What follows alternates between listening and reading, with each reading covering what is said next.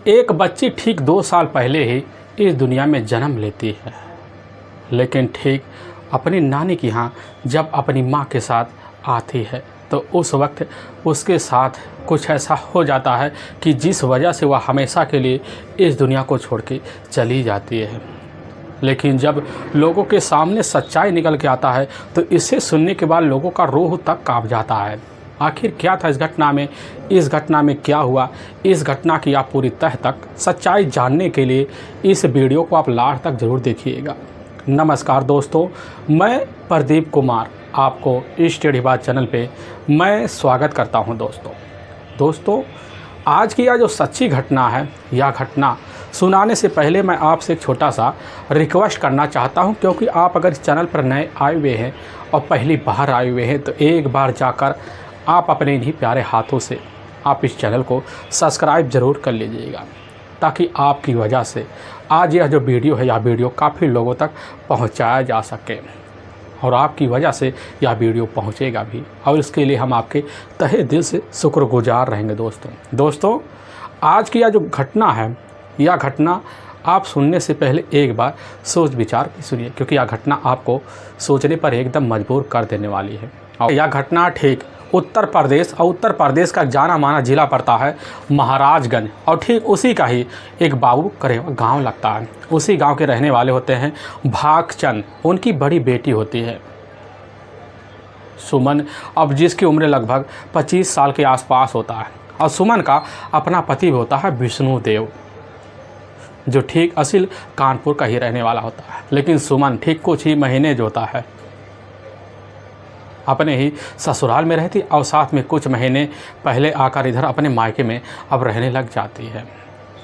उसका अपना जो परिवार होता है काफ़ी सुखीमय परिवार होता है। टोटल 2 ही बच्चे होते हैं, जिसमें बड़ा बेटा जिसका नाम होता है रवि, जिसकी उम्र लगभग 5 साल के आसपास होता है। लेकिन जो सबसे छोटी बच्ची होती है जिसकी उम्र लगभग 2 साल होता है, जिसका नाम सोनी होता है। बच्ची बड़ी प्यारी होती है, बड़ी ही खूबसूरत होती है। जो भी बच्ची को अपने गोद में लेता वह बच्ची को देखते ही लखने लग जाता, एक ही टक लखने लग जाता। इधर बड़ी प्यारी ज़िंदगी बच्ची और साथ में सुमन का होता है। लेकिन मैं बात कर रहा हूँ ठीक 20 अगस्त का ही, अब दोपहर का टाइम होता है। तो उस वक्त सुमन जो होती है अपनी 2 साल बच्ची को बरामदे में छोड़ देती है और किचन में कुछ काम के लिए लग जाती है। लेकिन जैसे उसको अपनी बच्ची के बारे में ध्यान आता है, तुरंत बाहर निकलती, देखती है कहीं पर उसकी जो अपनी बच्ची होती है इधर सोनी दिखाई नहीं दे रही है। आवाज़ लगाती है, लेकिन सोनी की आवाज़ जो था उसके कानों में नहीं पहुंच पाती है। अपने ही पड़ोस जाती है, लेकिन वहां पर सोनी का अता पता नहीं चलता है। उसके दिल की जो धड़कनें होती हैं वह धड़कनें बढ़ से जाती है। ना कुछ सोच पाती है, ना कुछ समझ पाती है कि अभी हमारी बच्ची बाहर ही खेल रही होती है। आखिर सोनी हमारी बच्ची कहाँ चली गई। अपने आस पड़ोसियों के लोगों से पूछताछ करती है, लेकिन वहाँ पर भी उसके आस पड़ोस के द्वारा कुछ पता ही नहीं चलता है। अपने चाचा चाची के पास जाती है, उनसे भी सोनी के बारे में पूछताछ करती है, लेकिन वहाँ पर भी कुछ पता नहीं चलता। इधर सुमन खुद अपने पिता भागचंद और अपनी माँ को खबर दे देती है, लेकिन जैसी खबर पाते तो वह भी एकदम सन्न रह जाते कि आखिर सोनी कहाँ चली गई। और सोनी की गुमशुदा होने की पूरी जानकारी पूरे गांव में एक माहौल में बना देती है। और जानकारी रखते ही इधर सुमन के कुछ जो हितैषी होते हैं तुरंत ही सुमन के घर पहुंचते हैं और वहीं पर मिलकर इधर सोनी की जगह जगह तलाशी करते हैं, लेकिन कहीं पर भी सोनी का अता पता नहीं चलता है। ऐसे तलाशी करते करते लगभग अब शाम का टाइम हो जाता है, लेकिन इधर सुमन का जो दिल की धड़कनें होती है पूरी तरह से बढ़ने लग जाती है, शंका में बदलना शुरू हो जाता है। अब सुमन करे तो करे क्या, इसीलिए गांव के बाहर भी जाती है। जितने दुकानदार होते हैं उनसे पूछना शुरू कर देती है मेरी बच्ची सोनी को किसी ने देखा है। लेकिन दुकानदार भी कहने लग जाते कि नहीं, हमने आपकी बच्ची को नहीं देखा है। तरह तरह के लोग वहाँ आते हैं और तरह तरह के लोग जो था जानकारी लेते हैं। इधर सुमन भी जाती, तरह तरह लोगों से पूछताछ शुरू कर देती, लेकिन कहीं पर भी सोनी का था पता नहीं चलता। लेकिन जब काफ़ी थक हार जाती है सुमन, तो अपने ही पिता भागचंद और साथ में कुछ अपने रिश्तेदारों को लेती है और बिना टाइम गंवाए फरीदा पुलिस थाने में जाती है। वहाँ अपनी बच्ची के बारे में एक एक बात पुलिस के सामने रख देती है। लेकिन वहाँ के जो थाना इंस्पेक्टर होते हैं संपूर्णानंद तिवारी, जैसे ही खबर पाने के बाद बिना टाइम गंवाए इधर सुमन के ही तहरीर पर उसकी जो अपनी बच्ची होती है इधर सोनी का गुमशुदा का मुकदमा दर्ज कर लेती है। पुलिस समझा बुझाकर इधर सुमन और उसके अपने जो पिता होते भागचंद को घर वापस भेज देते हैं और पुलिस की टीम इधर एक बच्ची की गुमशुदा का मुकदमा दर्ज होने की वजह से पुलिस इस केस को काफ़ी संज्ञान से लेती है और सोनी की तलाशी करने के लिए लग जाती है। काफ़ी जगह पर तलाशी करते हैं लेकिन कहीं पर भी सोनी का अता पता नहीं चल पाता है। लेकिन तभी इसी बीच वहाँ के संपूर्णानंद तिवारी अपने ही कुछ कांस्टेबल को इधर सुमन के ही गांव भेज देते हैं और सुमन के ही घर परिवार वालों से पूछताछ किया जाता है। भागचंद पुलिस के सामने कहने लग जाते कि साहब ठीक 2 दिन पहले ही इसी गांव का रहने वाले पूर्व प्रधान रामप्रीत का ही एक अपना बेटा होता है साहब प्रेमचंद, जिसने हमारी बच्ची को ठीक 2 दिन पहले ही आकर कुछ ऐसी धमकियां दे गया था कि हमें सुनकर पूरी तरह से यकीन हो रहा है कि उसी ने ही हमारी बच्ची के साथ कुछ अनहोनी कर बैठा है। पुलिस की टीम यह सब जानने के लिए काफ़ी लोगों से पूछताछ करती है, लेकिन जब कुछ लोगों से पूछताछ किया जाता है तो पुलिस के सामने काफ़ी चौंकाने वाले मामले निकल के आ जाते हैं। क्योंकि ठीक 6 साल पहले जो होता है इधर सुमन का जो रिश्ता होता है गांव के रहने वाले प्रेमचंद से हो जाता है और इसी की वजह से उस दिन यानी कि घटना के लगभग सुबह के टाइम में इधर आके प्रेमचंद से और सुमन के बीच ऐसे कहासुनी हुए थे कि जिस वजह से हो सकता है इस घटना को अंजाम दिया गया हो। और पुलिस की टीम जैसे ही इस बात की जानकारी खबरी के द्वारा पाती है, पाने के बाद पुलिस की टीम अब समझ जाती कि बस करो यह सब कारनामा है खुद प्रेमचंद के हाथों से किया हुआ कारनामा ही होगा। और पुलिस का शंका जब जाकर प्रेमचंद के ऊपर टिकता है, पुलिस की टीम अब बिना टाइम गंवाए प्रेमचंद के ही जाकर ठीक उसके ही घर पर पूछताछ करती है। पता चलता है प्रेमचंद जो होता है वह शाम के टाइम से नहीं दिख रहा है। पुलिस की टीम का जो शंका होता है और गहरा हो जाता है कि बस करो इसमें प्रेमचंद का पूरी तरह से हाथ ही होगा। और पुलिस की टीम वहाँ जितने भी लोग होते हैं उनसे कुछ पूछताछ करती है। पूछताछ करने के बाद पुलिस के सामने जब भी सच्चाई निकल कर प्रेमचंद के बारे में कुछ ना कुछ आता तो पुलिस एकदम से चौंक जाती है और पुलिस का जो शंका होता है वह पूरी तरह से गहरा हो जाता है। और गहरे होने की वजह से पुलिस बिना टाइम गंवाए प्रेमचंद की तलाशी करती है, काफ़ी खबरी लगाती है उसकी तलाशी के लिए। ऐसे तलाशी करते करते लगभग 8 घंटे का वक्त निकल जाता है, लेकिन तभी सुबह के लगभग 4 बजे के आसपास टाइम होता है। तो उसी वक्त गाँव में ही कुछ इधर पुलिस के हितैषी होते हैं।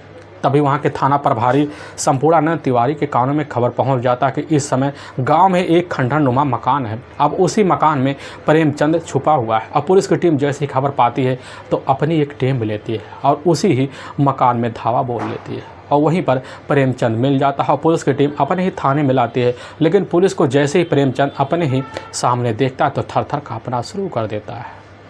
पुलिस की टीम जानती है कि आखिर एक बड़ा ही शातिर किस्म का आदमी है, इसीलिए पुलिस अपनी शक्ति दिखाती है। लेकिन जैसी शक्ति दिखाती है तो उस समय पुलिस के सामने कहना शुरू कर देता कि साहब हमारी जो अपनी प्रेमिका है सुमन और उसकी जो अपनी बच्ची है ठीक सोनी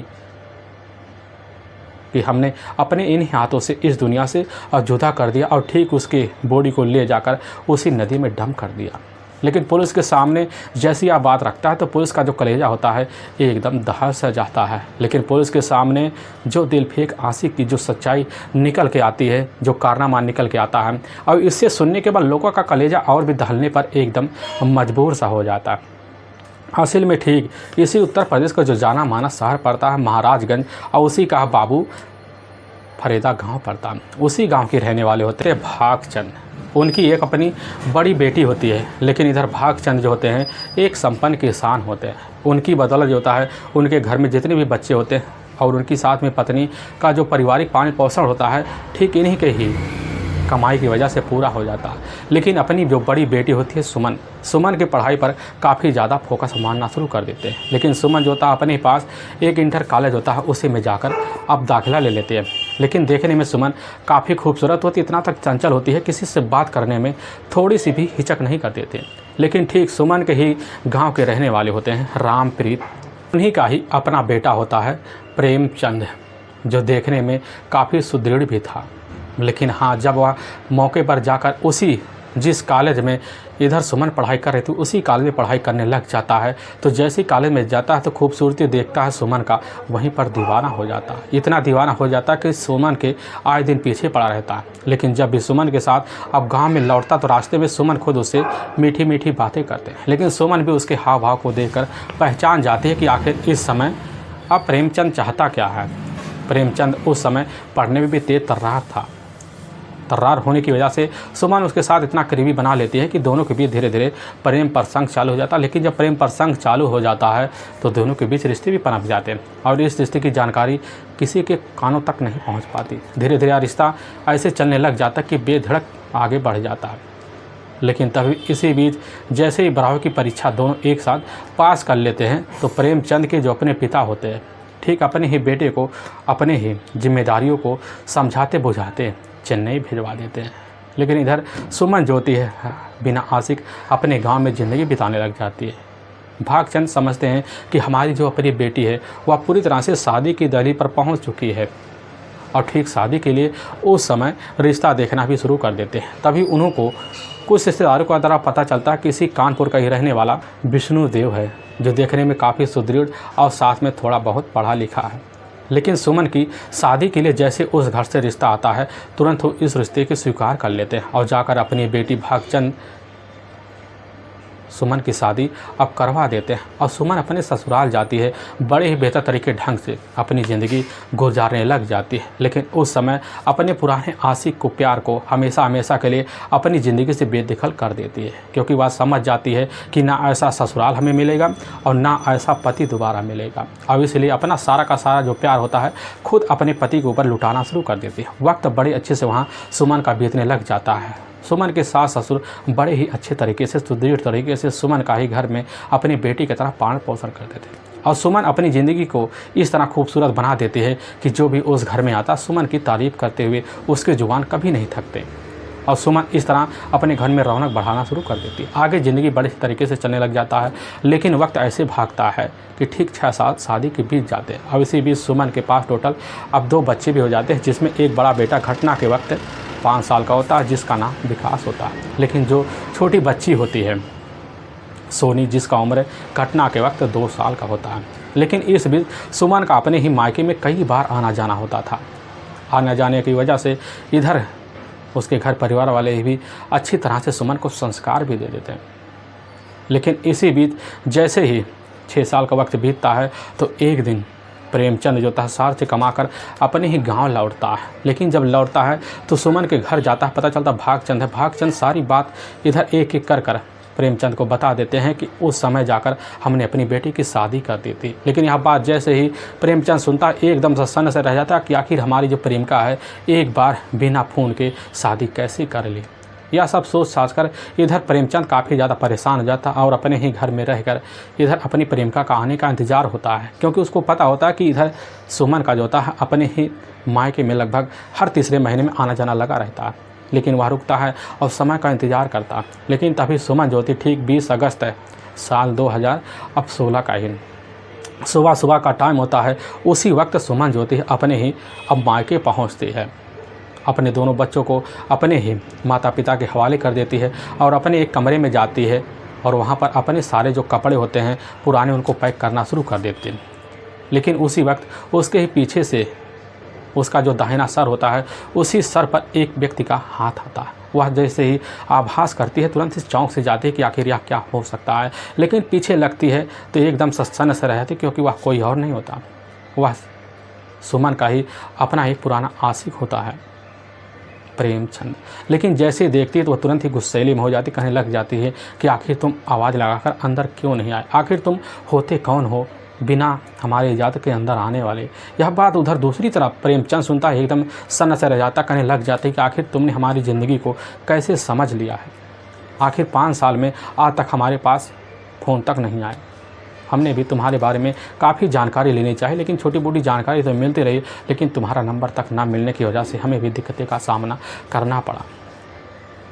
और जैसे सुमन यह बात सुनती कहने लग जाती हैं कि हम तो उस दिन तुमको भूल चुके थे जिस दिन तुम शहर कमाने के लिए चले जाते थे। हमारे पिता ने हमारी शादी बड़े ही बेहतर तरीके से सुदृढ़ तरीके से कर दिए थे और हम उस दिन से अपने ही दिमाग से हमेशा हमेशा के लिए तुम्हारी ज़िंदगी को बेदखल कर देते हैं और अपने ही पति और अपने सास ससुर के साथ अपने ही ससुराल में जीना शुरू कर देते हैं। और इसलिए आज के बाद हमारी ज़िंदगी में अड़ंगा ना बनो तो तुम्हारे लिए बड़ी ही अच्छा होगा।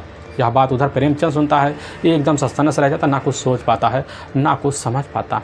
कहने लग जाता है कि हमने भी तुमको भुलाने के लिए पूरी तरह से फैसला ले लिया, लेकिन आज हम अपनी पुरानी इच्छा पूरा करना चाहते और तुम्हारे साथ रिश्ता रखना चाहते। बस यही आखिरी रिक्वेस्ट है, एक बार स्वीकार कर लो, इसके बाद दोबारा हम तुमसे कभी मिन्नतें नहीं करेंगे। लेकिन यह बात सुमन सुनती एकदम सन्न रह जाती, कहने लग जाती कि जो पुराना हुआ उसको भूल जाओ, अब नई ज़िंदगी का शुरुआत करो। तुम भी जाकर शादी कर लो, भले तुम्हारी उम्र जो था 27 साल पार हो गया हो, हमारी उम्र भी उस पड़ाव पर पहुंच चुकी है जिस पड़ाव पर बाहर निकालना बड़ी मुश्किल होता है।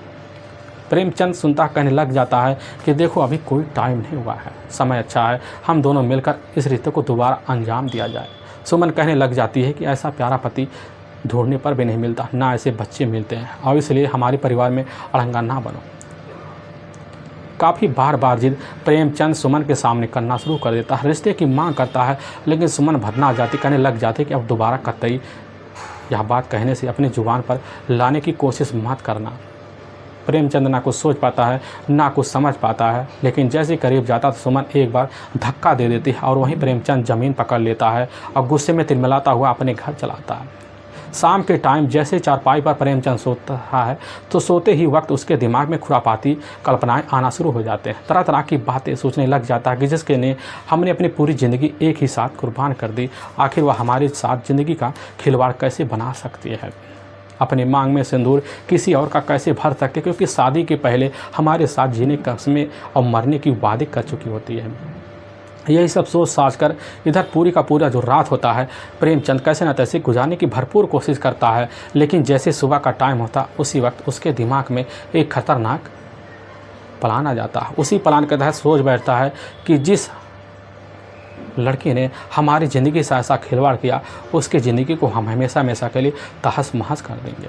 अब एक ऐसा प्लान बनाता है, उसी प्लान के तहत जो होता है ठीक अब 21 अगस्त साल 2016 का ही लगभग दोपहर का 2 बजे के आसपास टाइम होता है। अपने इसी प्लान के तहत सुमन के घर जाता है और उसके घर में उसकी अपनी 2 साल की 2 बच्ची होती है सोनी को रखना शुरू कर देता है अपने प्लान के तहत। लेकिन जैसे देखता है सुमन घर के अंदर है और बाहर पूरा सुनसान माहौल होता है, बच्ची के पास जाता है और अपने ही गोद में प्रेमचंद लेता है और सोनी को बड़े ही प्यारे लफ्ज़ों में फुसलाना शुरू कर देता है। लेकिन सोनी जो थी उसकी बातों में आ जाती है और उसके गोद में समा जाती है, और वहाँ से जैसे मौका देखता है तो प्रेमचंद उस बच्ची को लेकर अपने गोद में अब सुमन के ही घर से फरार हो जाता। लेकिन सुमन अंदर से ही जैसे ही बाहर निकलती है तो देखती उसकी जो बच्ची होती है अब सोनी कहीं दिखाई नहीं दे रही है, बड़ी अचंभे में रह जाती, तलाशी करते हैं लेकिन कहीं पर अता पता नहीं चलता है।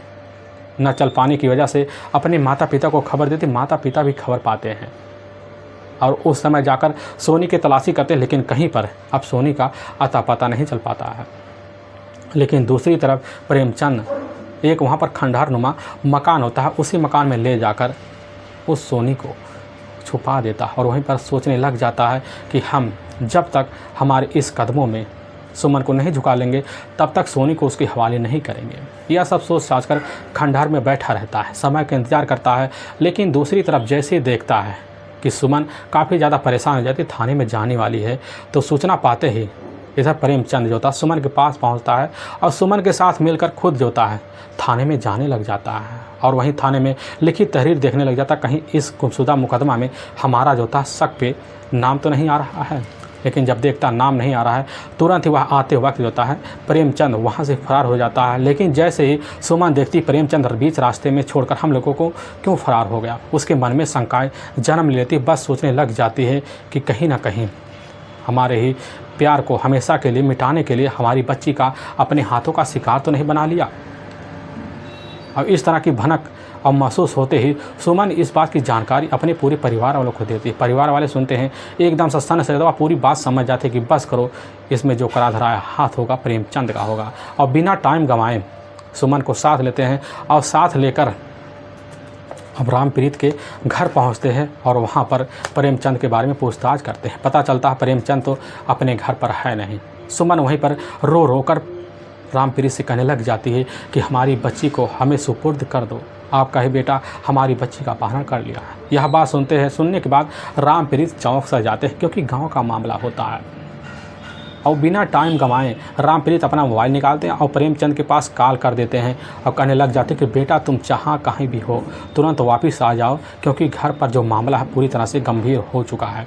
एक एक बात बता देते हैं, लेकिन इधर प्रेमचंद सुनता है, समझ जाता है कि बस करो, सुमन ही हमारे घर आई हुई है और आई हुई है तो पूरी जानकारी पूरे घर वालों को दे ही देगी, और इसीलिए भलाई इसी में है कि अब हम दोबारा सुमन के पास कॉल ना करें। लेकिन वहीं अपने पिता से ही अपने शारीरिक सुख की मांग करने की भरपूर कोशिश करता है। रामप्रीत सुनने के बाद उनके जो शर्म होते हैं, हया एकदम ख़त्म सा हो जाते हैं, ना कुछ सोच पाते हैं ना कुछ समझ पाते हैं कि आखिर हमने कैसे बेटे को इस ज़िंदगी में लाया है। यह सब बात सोच कर रामप्रीत वहाँ पर खड़े जितने व्यक्ति होते हैं शर्म से झुक जाते हैं, क्योंकि जिस तरह की मांग उनका अपना बेटा प्रेमचंद कर रहा होता है वह मांग करने की किसी की सामने किसी का हिम्मत नहीं होता है।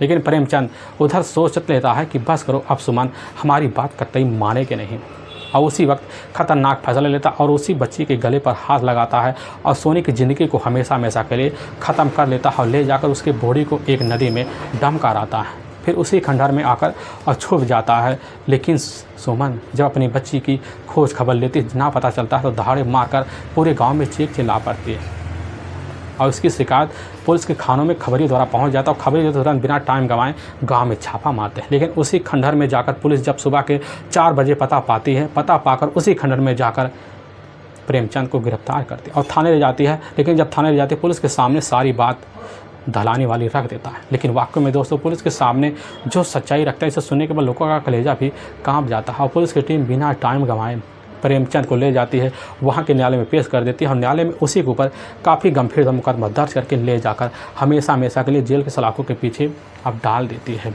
दोस्तों हम इस घटना का सुनाने का उद्देश्य किसी के दिल को ठेस पहुँचाना नहीं है, बल्कि आपको यह बताना है कि आप जहाँ भी रहें आप सावधान और सतर्क जरूर रहें।